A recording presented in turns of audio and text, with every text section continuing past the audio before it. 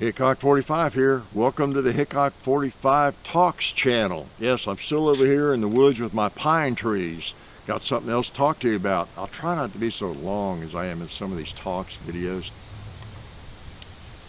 But I saw another comment about, I guess it was a high point or some gun that somebody was advising that you really want to carry that. That's the gun you want, because if you get into trouble, shooting or whatever, it's going to end up in a police locker, and you don't want to lose a good gun. That thing. Well, I've talked about it before, but I'm going to talk about it again, documented here on the Talks channel. Okay, you know, as I have said before, you want to carry the best gun you can. All right, it's my opinion. Y'all share your opinions on this. Do not carry, now a high point or whatever gun you want to name might be the best gun for you to carry. It might be the one you can afford or whatever it is. That's fine, but don't downgrade your firearm with that in mind. That is my advice. I am pretty adamant about that. I'm not big on giving advice, telling people what to do. I do what I do. I know what I am going to do. I am not going to tell you what to do. In this matter, I will advise you. I would advise you not to think that way, okay? I really would. Unless you just have difficulty scraping two dimes together, you know, and that's about the only case. Let's use some common sense, some logic.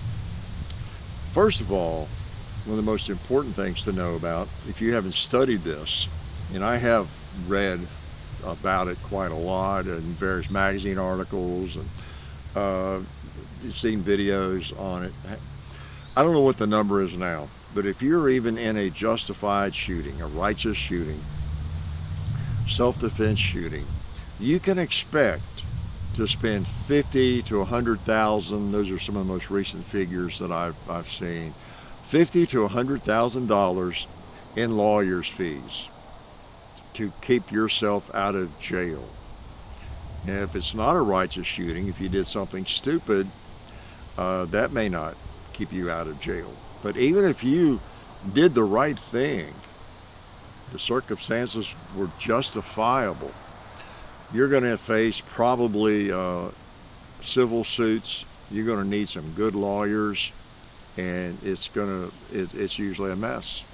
Ask Masagub and anybody who serves as a expert witness in those trials, or just ask of your lawyer buddies, whoever. Expect to spend some serious money. Now it could be it doesn't happen, but in most cases that's what ends up happening. All right, doesn't matter what kind of record the lowlife had that tried to kill you. You're gonna end up being sued by his family because he was such a sweet boy. He didn't mean it. You reacted too quickly. He didn't mean to harm you. All that kind of thing. And you're gonna need some good lawyer work. And I'm not an expert on it. I just know I have seen the opinions of many people who are experts on it. Okay, so the cost of that firearm, whether it's $500, $200, $2,000, is going to be a minor issue. Okay, so I would advise you to get the best firearm for you that you can afford, and be done with it, and not worry about it ending up in a police locker. If it ends up in a police locker, evidence room for the next 20 years, that's the least of your worries and the least of your expenses. Okay? That's about all I got to say about that, I guess. I'm done. Life is good.